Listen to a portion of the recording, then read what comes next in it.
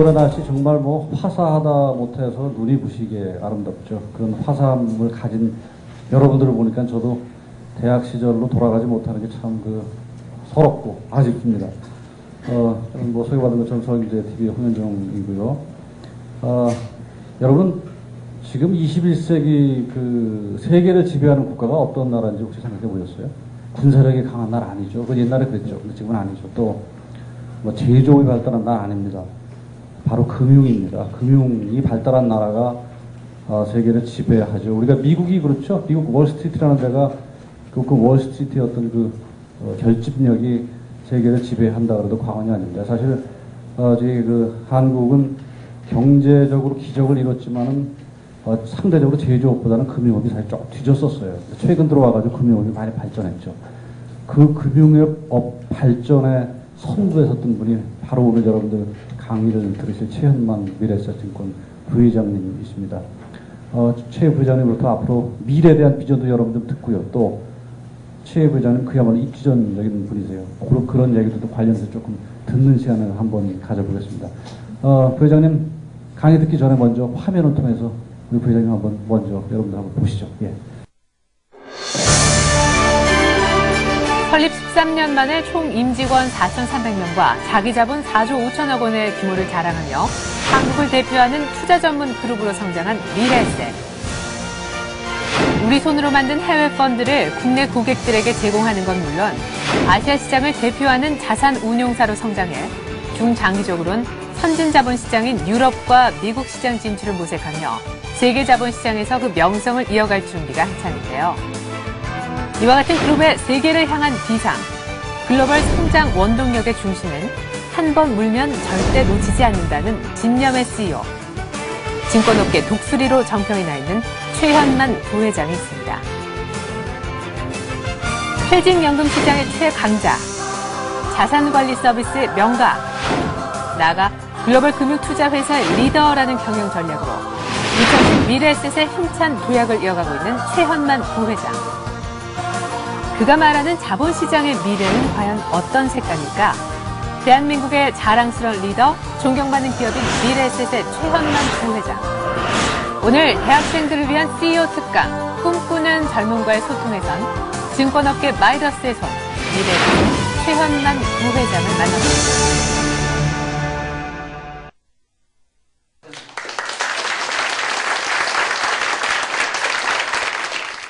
자, 여러분, 저도 사실 최현만 부회장님 오늘 처음 뵀어요. 아까 총장님실에서 이렇게 뵈니까 눈이 정말 독수리 눈같이 생겼어요. 판단이 빠르고, 그리고 결정을 빨리 하고 명석하게 하시기 때문에 아마 붙여진 그런 별명이 아닐까 싶습니다. 아까도 잠깐 말씀드렸지만 최 부회장님 사실 입지전적인 그런 분이세요. 여러분, 저희 우리가 스카이라고 그러죠. 예, 스카이 대학 나오신 분 아닙니다. 명문이지만은 지방대학 나오셨어요. 그리고 30살에 대학생활을 10년을 하셨더라고요. 뭐 고시도 하셨다가 좀 실패도 하셨고 사실 그런 실패를 많이 겪으셨는데 30에 이렇게 직장생활을 시작하셔가지고 사실 한 5년간은 속된 말로 별 볼 일이 없었어요. 근데 5년이 지나고 대리에서 사장까지 가는데 불과 2, 3년밖에 안 걸렸습니다. 그리고 수익 상승만 하셨어요. 여러분도 오늘 최 부회장님 이따가 개인 얘기도 좀 듣고 하면 아마 여러분 이제 큰 도움이 될 겁니다. 자본시장의 미래라는 주제로 오늘 여러분 강의 듣고요. 그리고 그 해안 여러분 잘 좀 경청해 주시기 바랍니다. 그리고 개인적인 얘기 듣기로 하죠. 우리 최 부회장님 모시겠습니다. 앞으로 나와주시죠.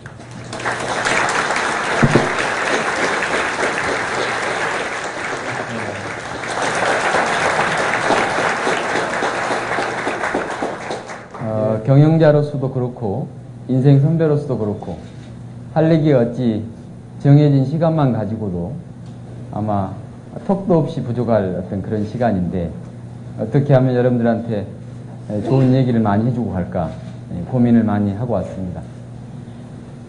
대학 강단에 섰다기보다는 투자가들에게 어떻게 하면 이 자산 재테크를 잘할까 이런 어떤 설명이 훨씬 쉬운데 여러 가지 어떤 종합적인 그 범주를 넘어서 재테크의 범주를 넘어서 강단에서 이야기를 하다 보면 시간 가는 줄 모르고 또 어떤 때는 내가 경영자인가 아니면 다른 어떤 인생의 선배로서인가 나도 모를 정도로 거기에 푹 빠지곤 합니다.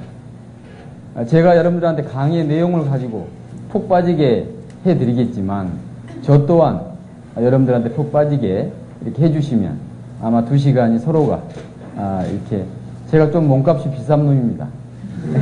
네? 네. 그래서 서로 좋은 어떤 그런 자리에 좋은 인연이 됐으면 좋겠습니다.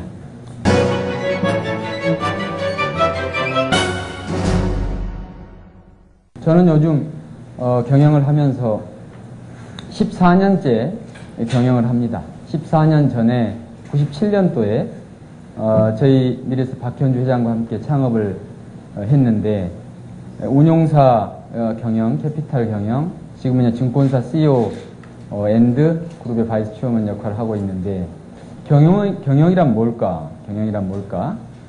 여러분들 경영 여러 과가 있죠 지금. 무슨 과에 대체적으로? 경영학과, 경제학과, 모든 과가 다 있습니까? 그럽니까? 불문과 있습니까? 불문과 없어요? 인문계통의 학교는 없습니까? 경영대입니까? 예? 무기화학과?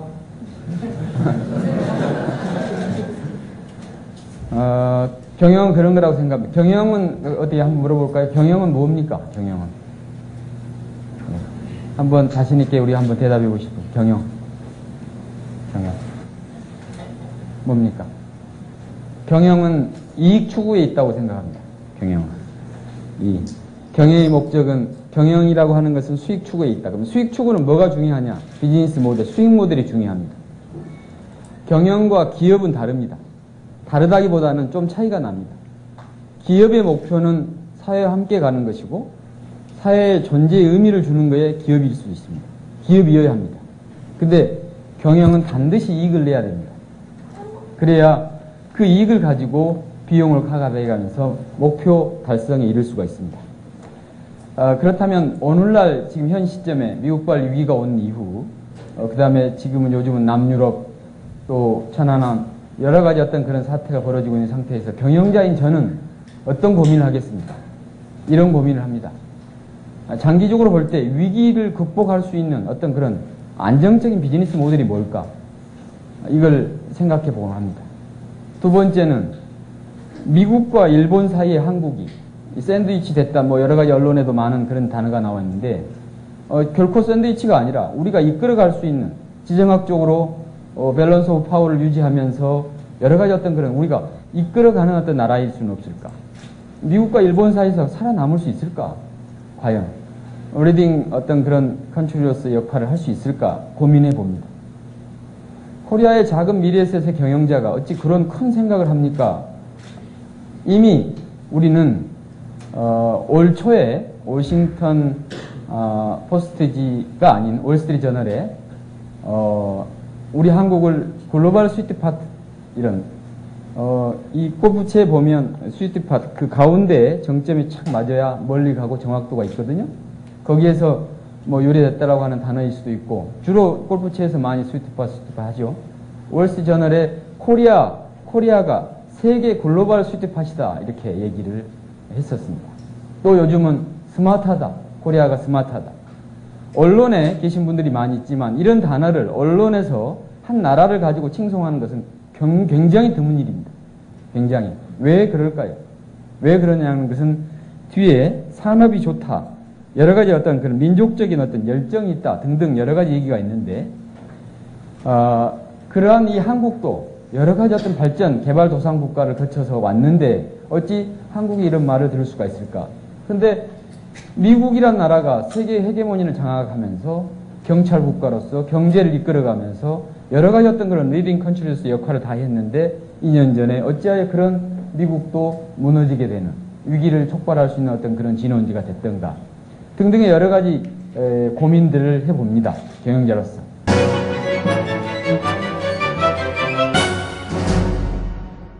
(100년) 전 미국도 이머징 마켓이었다. 이 말은 지금 보시면 알겠지만 산업혁명을 가지고 영국 중심으로 유럽이 발전을 해드렸습니다. 근본위 제도로 세계 경제를 주도했던 영국. 그 다음에 1, 2차 이 세계대전, 특히 2차 대전 이후에 미국의 시대, 이때는 어떤 시대였습니까? 어떤 시대라고 우리가 알 수 있냐면 기술의 시대였어요. 기술의 혁신의 시대. 기술 혁신의 시대. 그래서 또 한 번 이렇게 100년간을 이끌어 오다가 서프라임 금융위기가 2008년 또 오고 지금 현재에 와 있습니다. 제가 볼 때는 역사적 변고점이 출현할 때마다 거기에서 노는 주연 배우가 달라졌습니다.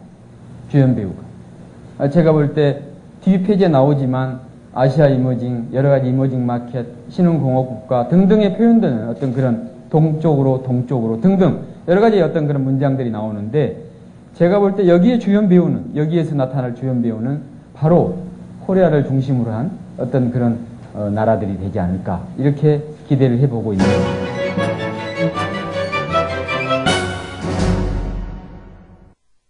세계 경제는 구조적인 변화에 직면했다는 것을 알 수 있습니다. 중국은 이미 생산 대국이 아닌 생산 대국이기도 하지만 소비의 대국으로 변했습니다.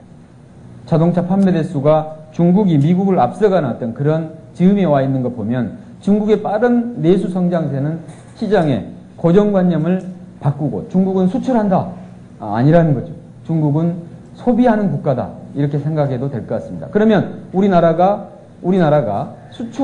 수출로 경제 GDP였던 그런 수출로 약 한 40~50%를 차지하고 있을 정도로 수출의 국가로 변했습니다. 우리나라가 35에서 한 45까지 그 레인지에서 움직이는데 제가 볼 때는 여기서 1시간만 날아가면 이 소비의 대국이 있습니다. 그러니 어찌해야 되겠습니까? 아까 우리 동국대 캠퍼스에 들어오니까 뭐 중국말 하는 사람 여러 가지 어떤 그런 외국 학생들도 많이 있던데 이미 여러분들도 우리 한국 학생들도 저는 우리 직원들한테 이미 3년 전에 2003년에 우리가 홍콩에 처음 들어가면서 우리가 그런 얘기를 해드렸습니다. 3시간에서 5시간 정도 비행기로 날아가는 영역은 우리 영역이라고 생각하고 살아라. 네. 그런데 여기 1시간만 날아가면 베이징이 나옵니다. 상해 1시간 반이면 날아갑니다. 등등 여러 가지 어떤 영역 속에서의 지역 하나의 부산 정도 거리는 그렇지만 이 소비의 대국이 이렇게 지척에 있는 겁니다. 굉장히 활용하고 또 아까 미국과 일본 사이에서 일본과 중국 사이에서 살아남을 수 있을까? 살아남을 수 있습니다. 잘 가고 있는 것 같습니다. 네, 그런 점을 볼 때 이 중국이란 소비 대국으로 나가고 있는 이 중국을 포커싱 하고자 하는 겁니다. 지금 작금의 그 유럽 리스크의 본질, 남유럽 사태, 이 본질은 저는 펀더멘탈 옥석 가리기라고 생각을 합니다. 이 위기 속에서 왜 이 국가 채무 비율이 중요해졌냐면 재정과 통화 정책으로 양대 축으로 버티고 있는 나라들 보면 대체적으로 통화 정책까지 혼란에 이를 정도로 재정이 거의 마이너스 되는 어떤 그런 부채 비율이 높은 어떤 국가들에서 많이 생겼더랬습니다. 물론 여러 가지 위기 속에서 그 캐시플로 유동성을 메꾸고자 여러 가지 어떤 그런 당연한 조그마한 부채는 감당할 수 있는 부채 비율은 있을 수가 있습니다. 그렇지만 재정이 전체적으로 문제가 될 정도로 1년, 2년 계속해서 문제가 될 정도, 회복할 수 없을 정도의 부채 비율은 문제가 있다고 생각을 합니다.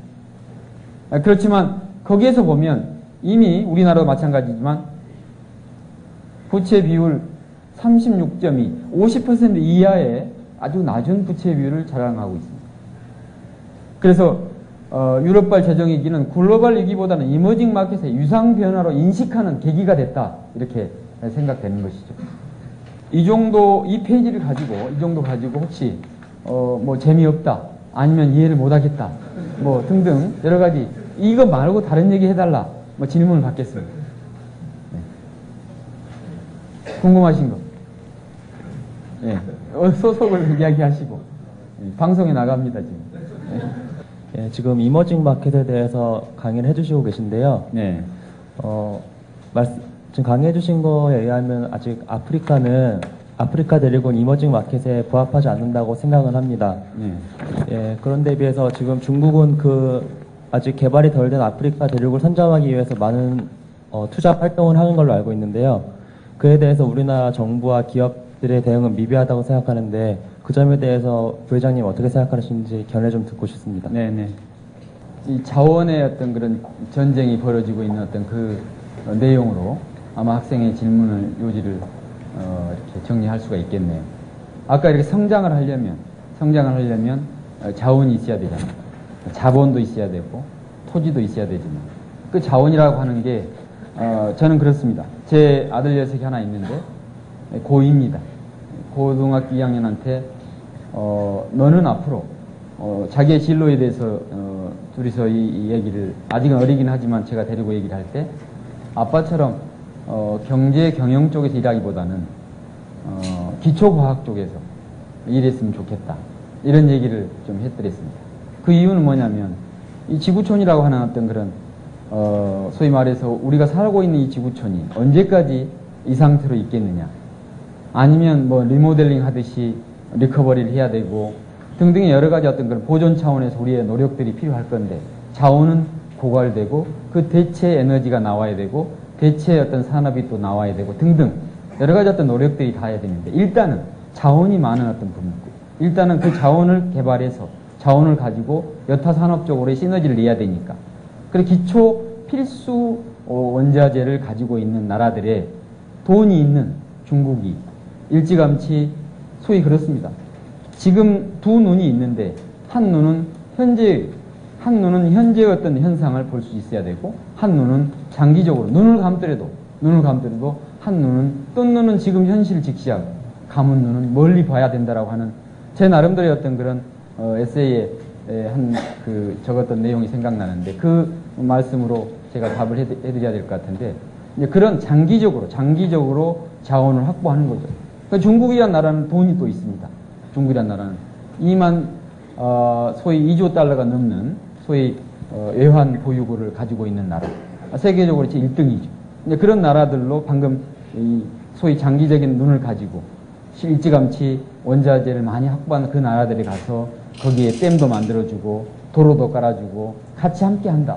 그렇지만 너희의 원자재를 우리한테 좀 개발권을 달라. 등등 여러 가지 어떤 그런 노력들을 하고 있는 것 같습니다. 우리나라도 그럼 안 하느냐? 합니다. 그렇지만 조금 늦은 감이 없잖아 있는데 우리나라 정부에서도 지금 굉장히 열심히 하고 있는 걸로 알고 있는데 지금 그 정도 하고 넘어가야 될 것 같습니다. 예, 이 정도 정부에 관련된 얘기는 이해해 주시기 바랍니다. 이해해 주시기 바라고 우리나라도 굉장히 열심히 하고 있다는 것을 알기 바라고 또 그것은 필수적인 정부도 국가 경영입니다. 국가 경영자로서 당연히 갖춰가야 할 어떤 그런 노력들이 아닌가 생각돼서 열심히 하고 있다라고 하는 것, 당연히 열심히 하고 있다는 것을 말씀드리면서 마치겠습니다.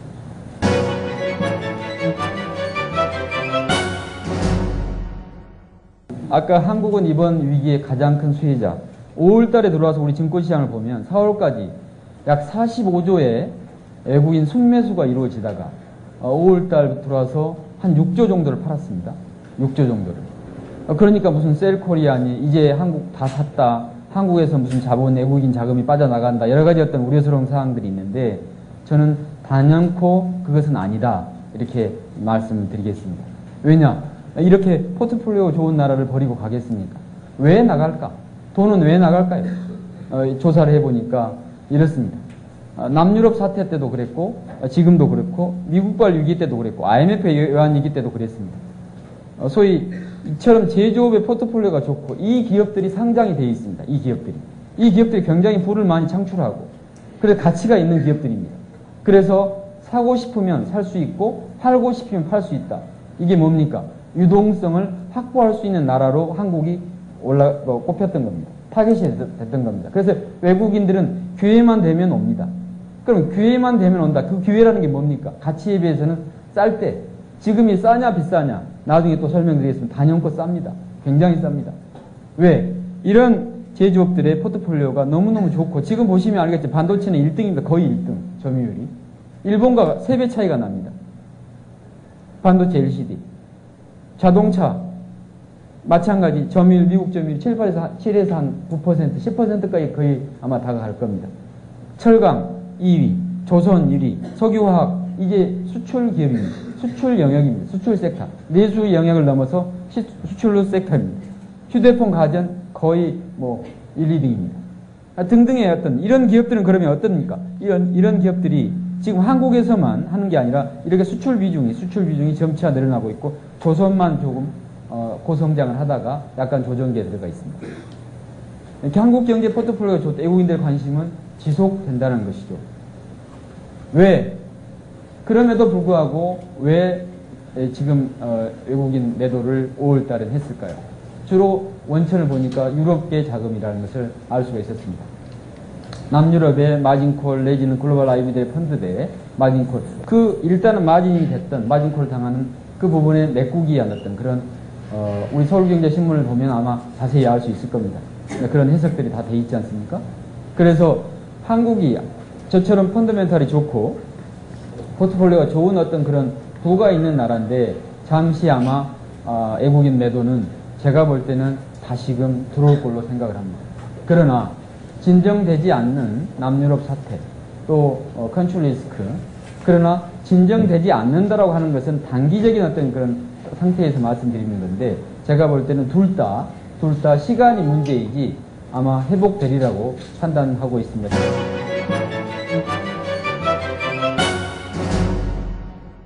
아마 지켜볼 일이긴 하지만 적어도 지금 한국 시장을 저는 이렇게 봅니다. 지금 30여 년간 제조업에서 일구어진 이 부를 가지고 이렇게 생각해 볼 때 이 부들이 적어도 국민들의 어떤 그런 이 돈으로 연결돼야 되는데 이 자산의 가치들이 저는 운용을 그렇게 보거든요. 돈에다가 좋은 자산을 붙이는 것이 운용입니다. 이 돈에다가. 근데 이 좋은 자산들이 이렇게 있음에도 불구하고 돈들이 어디에 머물러 있었습니까? 그동안에. 부동산에 거의 7, 80% 머물러 있었습니다. 또 아까 발전은 균형이라 그랬는데 불균형, 언밸런스 되고 인밸런스 되는 어떤 그런 상태. 금융산업도 마찬가지입니다. 금융산업도. 금융산업 하면 여러분들은 어떤 금융기업이 떠오릅니까? 은행이죠. 네, 은행 어떤 은행입니까? 시중은행이죠. 네, 시중은행의 역할 있습니다. 필요합니다. 지금도 필요하고요. 그렇지만 아까 자본이 많이 없는 대한민국 금융산업 중에 시중은행의 역할 지금은 어떻습니까? 아까 이렇게 돈을 많이 번다니까요. 글로벌 기업들은 경제적인 부가 이렇게 넘친다니까 돈이 넘쳐요. 이 돈을 어떻게 해야 되겠습니까? 어딘가는 필요한 곳으로 빌려줘야 되지 않겠습니까? 어딘가로 투자해야 되지 않겠습니까? 그 투자를 이끌어가는 어떤 그런 속성이 있는 금융기업이 해야 되지 않겠습니까? 그 기업이 어디입니까? 증권업입니다. 증권업. IB입니다. 근데 돈을 그냥 빌려주고 이자를 챙기고 마진을 따먹고 이렇게 성장해온 그러나 돈 빌려줄 곳이 그렇게 마땅치 않은 어떤 그런 균형점으로 가버린 상태에서 금융산업에 대한 인식을 커머셜 뱅크식으로 인식을 해야 되겠습니까? 인베스트먼트 뱅크식으로 인식을 해야 되겠습니까? 인식의 전환이 중요합니다. 그래야 발전이 됩니다. 발전과 성장은 그 인밸런스된 어떤 그런 불균형의 어떤 그런 곳을 균형으로 이끄는. 그래서 여러분들한테 저는 은행의 취직도 좋지만은 도전 그리고 자업 창출이 많이 될 영역, 성장할 여지가 있는 어떤 곳에 아마 관심을 가져보라고 하고 싶은 거죠. 제가 증권사의 CEO가 해서 하는 게 아니라 말씀드리는 게 아니라 기업의 성장은 국가의 성장은 나의 성장도 마찬가지입니다.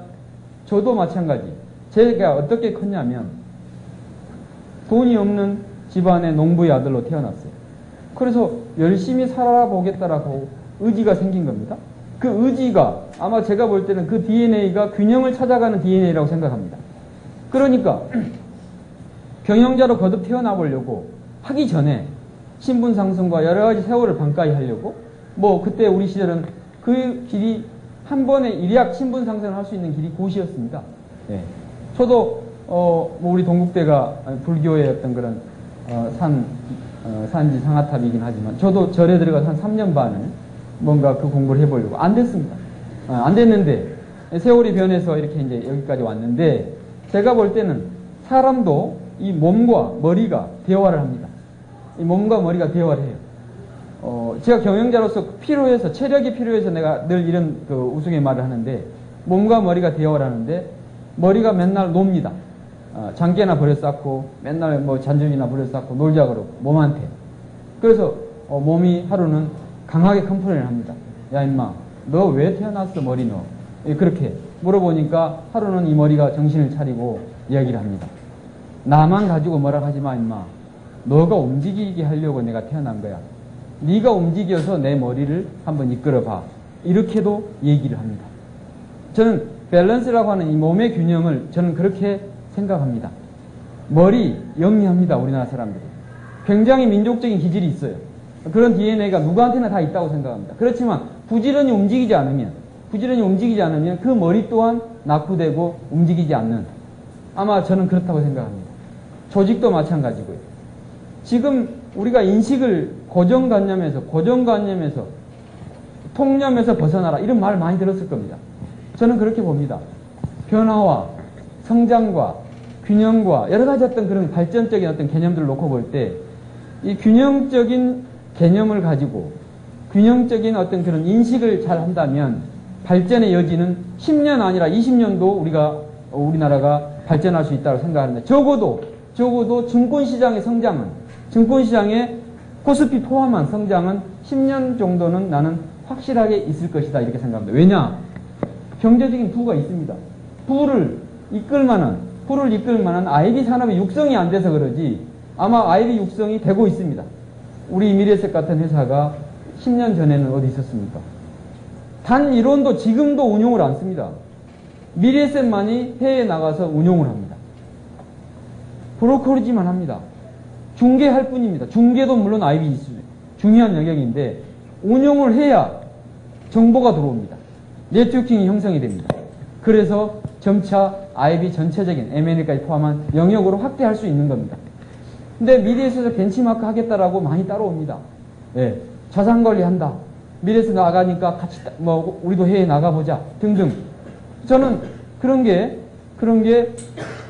교만하게 즐길 것은 아니지만 즐겨야 된다고 생각합니다. 또 미래에셋은 거기서 또 한 발 더 나가서 변화합니다. 해외 나간 것뿐만 아니라 우리가 이제는 나가서 부동산도 사고, 싼 부동산, 가치가 있는 부동산이 가격이 싸니까 돈을 가지고 우리 PI도 하지만 이 많은 돈들, 70~80%의 부동산에 몰려있는 이 돈들을 여하의 리모델링 하듯이 자산 리모델링 해줘야 된다고 생각합니다. 왜? 이미 가격이 올라왔는데 여기서 머물도록 하는 어떤 그런 컨설팅이 어디 있습니까? 그런 코칭이 어디가 있냐고요. 그게 금융산업의 DNA가 바뀌어야 한다라고 하는 어떤 그런 이유입니다. 그러지 않겠습니까? 가격이 올라왔는데 더 여지가 있다.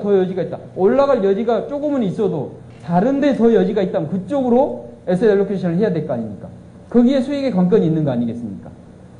그런 DNA가 어디서 나오냐면, 그런 통념에서 벗어나는 어떤 그런 DNA는 저는 고정적인 어떤 금융산업의 인식에서 벗어날 때만 온다고 생각을 합니다.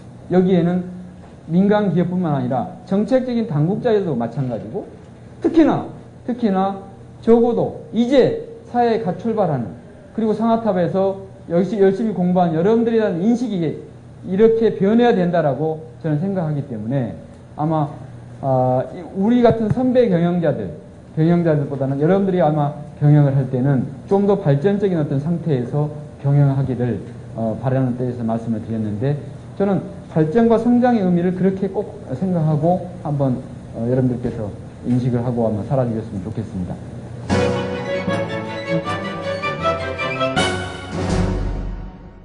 미래에셋은 그래서 제가 이 자랑이 아니라 브로커리지 중심의 한국 증권업을 자산관리, 간접투자 쪽으로 바꿔야 되겠다. 보강을 해야 되겠다. 왜냐하면 여러분들, 우리나라가 증권업을 바라보는 시각이 굉장히 안 좋습니다. 지금도 아마 저는 완벽히 이미지가 개선됐다고 생각하지 않습니다. 증권사, 증권쟁이, 아직도 주식을 하느냐. 근데 왜 그러겠습니까? 주식을 해서 돈을 못 버니까 그런 겁니다. 예. 근데 이것은 다른 나라의 선진시장에서 보여줬더랬습니다. 이와 같은 어떤 패러다임을. 왜? 주식을 이길 수 있는, 주식의 이 투기적인 심리, 유혹을 떨쳐버릴 수 있는 사람은 전 세계에 없습니다. 없습니다. 워런 버핏이었다고요? 박현주 회장님이라고요? 절대 나는 그분들도 주식과 맞짱 떠서 이길 수 있는 분들이라고 생각하지 않습니다. 주식은 신의 영역이란 말이 있습니다. 단지 투자의 방법입니다. 운용의 방법, 관리의 방법, 이걸 잘해야 됩니다. 혼자서는 안 되니까, 혼자서 유혹에 져버리니까, 그 투기적인 어떤 심리에 빠져버리니까 둘이 관리해야 됩니다. 둘보다는 넷보다는 조직이, 팀이. 그게 직접 투자보다는 간접 투자가. 근데 직접 투자만을 가지고 모든 증권사가 우리 모든 국민들에게 이게 주식하는 방법입니다, 이게 증권사입니다 라고 해버리니까 신뢰가 생깁니까? 신뢰가 안 생기죠. 깡통 개다 나오고 날마다 데모대가 가서 맞고 국가는 정부 재정 풀어가지고 메꿔주고 그게 되풀이 된 거죠. 누군가는 끊어야 되는데 변곡점을 그어야 되는데 미래에서 싫습니다. 단연코 미래에서 싫습니다. 사실은 나는 이 말을 왜 이렇게 하냐면 지금도 또 변해야 될 것들이 많이 있습니다. 우리도 마찬가지입니다. 미래에서 이제 좀 잘한다고 교만해지지 않을까? 이제 좀 잘한다고 여기에서 안주하지 않을까? 그래서 계속해서 따라오는 것을 즐겼다면 또 즐기게끔 해야 된다는 뜻에서 글로벌 영역을 개척하고 있는 것이죠. 미래에서는 이와 같은 수익 구조를 지금은 꼭 이게 교본이라고 생각지 않습니다. 교본이라고 생각지 않아요. 지금 이 위탁매매가 이건 잘못된 데이터입니다. 사실은 이 60% 지금 한국 증권사의 평균 60%를 아직도 유지하고 있습니다. 브로커지 커미션이. 근데 그러면 60%의 수익 구조를 차지하고 있는 한국증권업인데 한국증권업에 투자를 하는 고객들은 과연 이런 수익을 내고 있냐? 이것도 생각해보고 해야 될 거 아닙니까? 네. 모든 사람이 이익을 낼 수는 없습니다. 이 투자라고 하는 것은 위험이 있기 때문에 손해를 볼 수도 있는 겁니다. 원금 보장이라는 건 아닙니다. 세이빙 개념이 아니니까. 그렇지만 어느 정도 매니지먼트 하면서 컨트롤 하면서 컨설팅을 하면서 에셋 알로케이션 하면서 안정적으로 그리고 소위 말해서 벤치마크 대비 어느 정도의 어떤 수익을 내주는 어떤 그런 계획성 있는 그런 이끌림이 있어야 될 거 아닙니까? 그런 뜻에서 이 퍼센트지를 좀 바꿔야 되겠다. 이때 우리 출발할 때는 거의 8, 90이었습니다. 80%였습니다. 그때 과감히 깨부셨습니다. 우리는 브로커리지 안 합니다.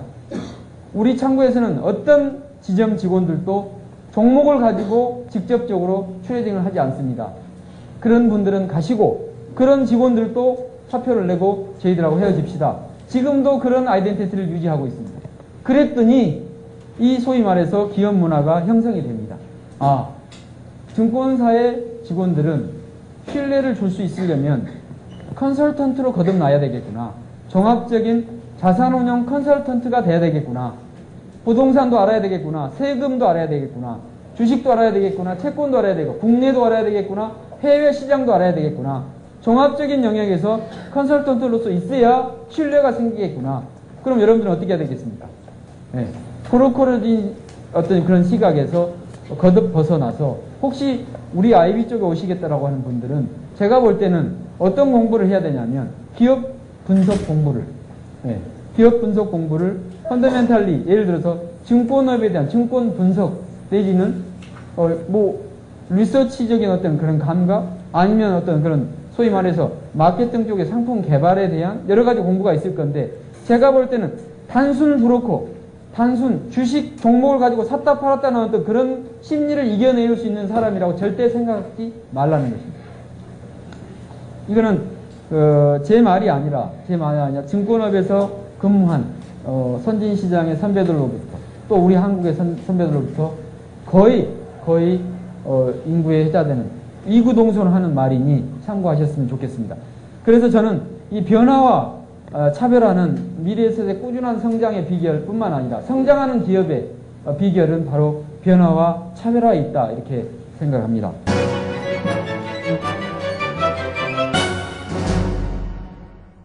저는 거기에 또 집어내서 다시 한번 여러분들한테 리마인드 시켜드릴 수 있는 얘기가 뭐냐면 독립적이어야 됩니다. 이제 부모로부터 대학생들이고 그래서 내가 뭔가 독립적으로 생각을 좀 해야 될 것 같습니다. 그래서 내 자신이 나를 개척하는 의미에서 본다면 여러 가지 어떤 그런 기회의 땅에 가서 보고 듣고 이렇게 하는 것도 굉장히 중요합니다. 그래서 저는 우리나라 대학생들이면 한 1년 정도는 밖에 가서 공부하고 또 보고 듣고 이렇게 해오고 하는 어떤 경험을 가지면 굉장히 좋겠다 이렇게 생각을 합니다. 저희 미래에서는 그래서 몇 년 전부터 해외 교환장에서 1년에 한 1000명씩 올해도 한 1000명을 뽑아서 보냅니다. 미래에서도 안 와도 됩니다. 그런 사회 공헌 프로그램을 일하는거 굉장히 우리가 나가서 또 우리 기업에 있는 젊은 우리나라 출신들 한 15에서 20%는 현지로 보냅니다. 나머지 80%는 현지화 시키고요. 그래서 보내보면 1년이면 따라잡습니다. 1년이면 어떤 뭐 인도 출신이든 뭐 중국 출신이든 미국 출신이든 영국 출신이든 그 친구들보다 훨씬 여러분들 친구들이 훨씬 여러분들 선배들이 훨씬 영리합니다. 어학 외국어가 좀 안 돼서 그러는데 외국어가 한 1년이면 따라잡습니다. 외국어도 거기 사니까. 예, 굉장히 뭐 애널리스트, 펀드 매니저, 하다못해 세일즈맨들 아니면 경영자들 다 잘합니다.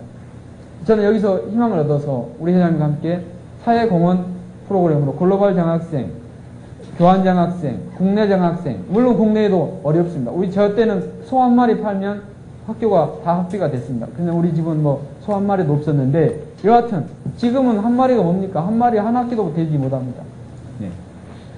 그럴 정도로 국내에도 굉장히 어렵습니다. 그래서 국내에도 장학생들 500명씩을 드리고 있는데 좌우지간 해외에서의 선진 자본시장의 경험들 그리고 아까 이머징 하는데 과연 이머징의 본사는 어떤 일이 벌어지고 있나 상해도 가보시고 가까운 상해 한번 포동 쪽에 가보면 저희 건물도 있습니다. 가셔서 제 이름 얘기하면 아마 맛있는 차도 줄 겁니다. 여기까지 질문 받겠습니다. 질문 받고 제가 정리하면서 이렇게 끝내도록 하겠습니다. 네.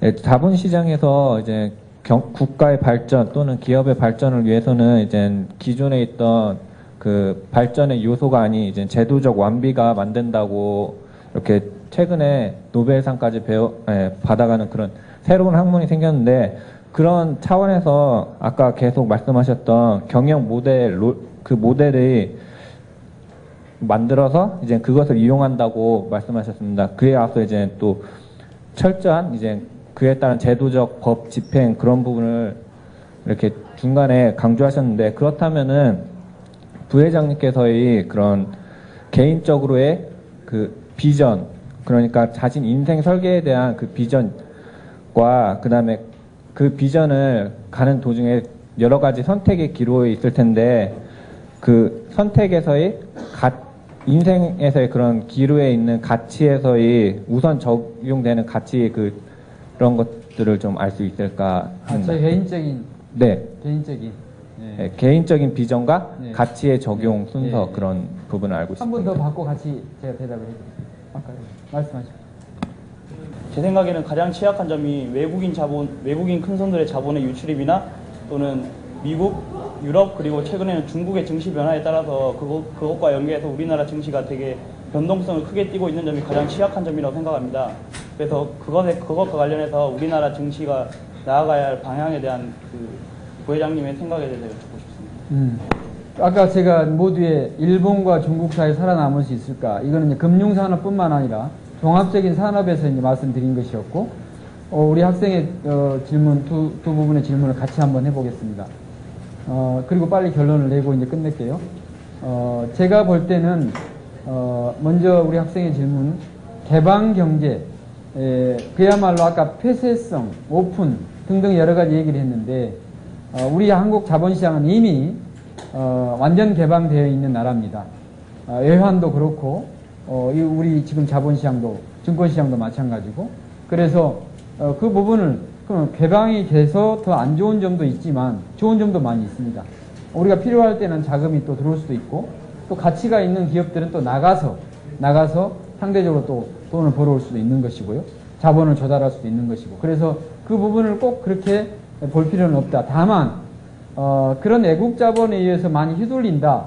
저는 그 점을 우리 한국에서도 글로벌 IB들이 육성이 돼야 된다. 그렇다면 아까 IB의 근간은 경영의 근간 말고요. IB들의 근간은 네트워크와 정보의 싸움입니다. 굉장한 네트워크와 정보의 싸움이에요. 예를 들어서 미국 글로벌 IB들이 헤지 펀드들을 동원해가지고 우리를 좀 이렇게 장난을 치려는 어떤 그런 조짐이 보이면 바로 정보가 들어옵니다. 바로 정보가.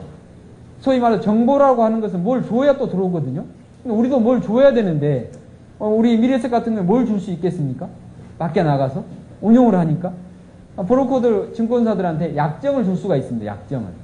약정을 주니까 얘들이 정보를 갖고 옵니다. 받아가려고 등등 이 네트워크와 정보라고 하는 이 두 나라 속에서 굉장히 많이 우리가 휘둘리고 있다 이렇게 생각을 하는데 그런 점을 우리 한국에서도 미래에셋 같은 예를 들어서 뭐 꼭 저희 회사가 아니라 큰 회사들이 한 서너 개 정도 버티고 있었다면 굉장히 IMF라든가 미국발 위기라든가 지금 남유럽 사태 이 레버리징 과정에서 우리 돈을 빼가는 과정이라든가 등등은 아마 어느 정도 우리가 좀 완전 컨트롤은 아니지만은 어느 정도 대응이 가능하지 않을까.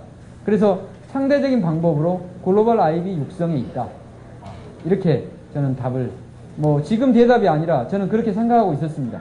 그래서 누차 저희 미래에셋을 너무 시기하고 질투하지 마세요. 우리가 길게 보고 하면 우리가 다 같이 우리 국내적으로 경쟁을 하게 되면 이렇게 아기다툼할 수 있고 너무 좁은 이 영역을 가지고 그럴 수 있지만 밖에 나가 저 넓은 곳을 향해서 같이 힘을 합쳐가지고 하면 얼마나 좋겠습니까? 그게 네트워킹의 힘입니다. 라고 하는 우리 선배 사장들한테도 말씀을 많이 드렸는데 그것이 아쉬워서 글로벌 장학생들 코리아라는 이름을 달고 투자 전문 전 세계를 누비는 투자 전문가 되라 라고 해서 저희들이 한 30-40명씩 올해는 좀 덜 뽑았습니다. 미국의 학부 뭐 외국의 학사, 석사, MBA 여하튼 파이낸스 쪽에 일하는 사람들 너무 우리 그런 네트워크가 부족해서 아쉬워서 우리가 번에서 가보니까 잘하는데 너무 그쪽에 사람들이 없어요. 뭐 어디 뭐 하버드나 얘 나온 애들은 소싱하는 물건 나오면 딱 전화해가지고 야 나 이거 하나 골랐는데 너 한 2천억 대봐. 나 한 2천억 대서 같이 해보자. 금방 전화로도 신뢰해버려요. 그게 네트워킹 힘입니다. RM의 힘. 근데 우리는 가서 문도 못 열고 우리한테 가서 뭐 우리가 뭘 잘합니다. 명함도 못 내밀었습니다. 근데 이제는 명함 내민다니까요. 그러듯이 방금 우리 학생이 하는 질문에 제가 그런 아쉬움을 가지고 경영을 했기 때문에 바로 대답할 수 있는 게 글로벌 IB의 육성. 근데 그 IB가 국내에서만 가지고 되는 게 아닙니다. 밖에 나가서 인식을 달리하는 경영을 해야 할 필요가 있다. 이렇게 저는 느꼈습니다. 그리고 개인의 비전 이야기 하셨는데 저는 미래에셋을 떠날 수 없는 놈입니다. 앞으로 여기 이 비전, 저희 비전이 그렇습니다. 나중에 이제 작업을 가져보시면 어떻게 하면 성공하냐면 자기가 속한 조직의 비전에 내 개인의 비전을 빨리 합치하는 게 좋습니다. 그게 굉장히 서로 윈윈할 수 있는 좋은 길입니다. 자꾸 갭이 생겨서 네 조직은 왜 이렇게 가려고 하고 그러니까 조직의 경영자도 개인 구성원들의 비전을 이 조직의 비전을 빨리 합쳐질 수 있는 그런 능력을 매니지먼트를 해야 됩니다.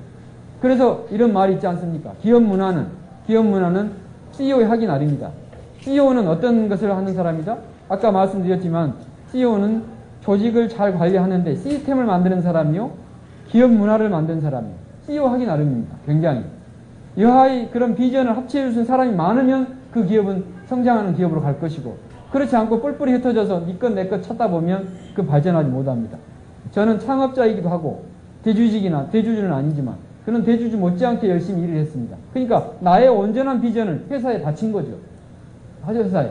그래서 1대 주주보다에 비하면 뭐 소액주주임에 틀림이 없는데 어느 직원, 어느 주주 못지않게 주인처럼 일을 하기 때문에 저의 어떤 그런 소망은 회사의 소망, 우리의 그러면 비전이 뭘까? 미래에셋의 아시아의 1등 파이낸스 그룹, 아시아의 1세대, 창업 1세대, 우리 회장님이나 저 때 못하면 우리 후배 경영자가 또 해주겠거니. 하지만 나 아직 젊지 않습니까?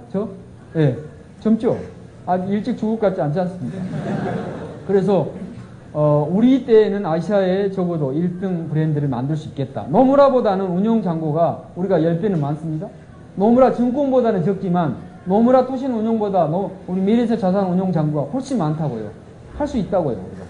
그래서 아시아의 1등 파이낸스 그룹의 브랜드 장착은 창업 1세대가 해야 되겠다. 그리고 나서의 욕심은 후배 경영자들한테 물려줘야 되겠다. 발휘해야 되겠다. 이게 제 가치이자 비전입니다. 공부하시느라고 힘들고 요즘은 또 여러 가지 사정상 이 일자리 소위 잡을 찾기가 굉장히 어렵다고 합니다. 그렇지만 기업을 경영하다 보니까 그런 부분에 관해서 많이 고민합니다. 이런 같은 훌륭한 후배들을 많이 뽑아서 이렇게 그런 쪽의 역할도 좀 많이 해야 되겠다. 이렇게 노력을 하고 있습니다. 힘드시더라도 이와 같은 학생 때 큰 꿈을 가지고 열심히 하는 후배들이 되시길 바랍니다. 혹시 필요한 거 있으면 제 미래에셋 증권에 들어오시면 제 이메일 주소 다 오픈되어 있고 그래서 궁금하신 거 있으면 또 전화를 하시기 바랍니다. 네, 고맙습니다.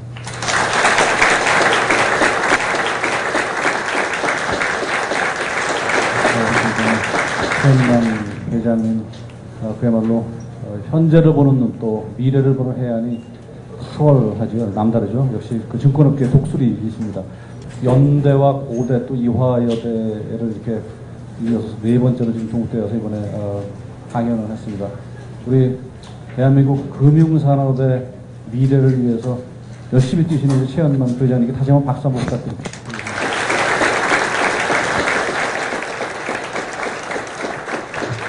다음 시간에도 대한민국 최고의 CEO를 모시고 여러분 다시 찾아뵙겠습니다. 오늘 이것으로 시간 마치겠습니다. 고맙습니다.